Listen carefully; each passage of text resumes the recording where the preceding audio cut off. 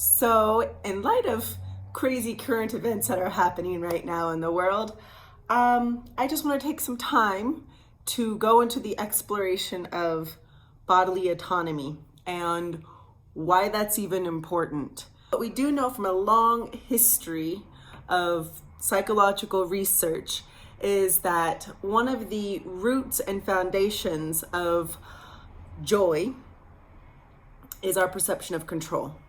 There's all kinds of measurements that psychology uses to measure this, and it's highly correlated with levels of well-being and as well as depression. In fact, these scales that measure perceptions of control are often used to actually diagnose depression. And in connection with this is the fact that the best indicator of our levels of well-being and joy is actually the levels of joy and well-being of our closest acquaintances. So it's actually in our best interest, selfish best interest, to make sure that those around us perceive that they have a high level of control over their lives, because that perception is going to bleed over into our perception, which is then going to increase our overall levels of joy and well-being. So what does any of this have to do with bodily autonomy? The root and foundation of our perceived control starts in the body.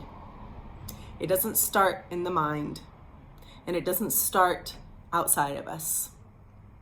When we have trauma, which is the cause of so much depression, anxiety, things like PTSD, come from the fact that there was a point somewhere in our existence where we lost control over our physical form. So to overcome that, what we have to do is get back into the body. There's all kinds of research that shows that you have to get into the body to be able to overcome trauma, that simply talking about it is not enough. So what does this have to do with what's going on now? There seems to be a kind of movement in all kinds of different fractions and sections of trying to justify taking over the autonomy of another individual. And this is so destructive. This is more destructive than any kind of fear that could possibly justify it. Because as I mentioned, the perception of control over your own bodily form is the root and foundation of human happiness and joy.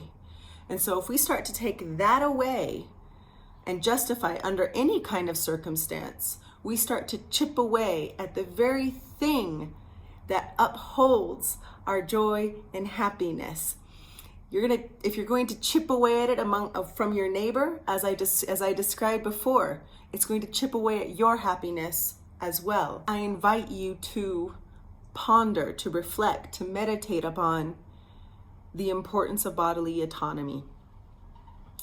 Its relation to the perception of control, joy, and happiness, and how your actions, your conversations can either increase or decrease this fundamental aspect of human existence.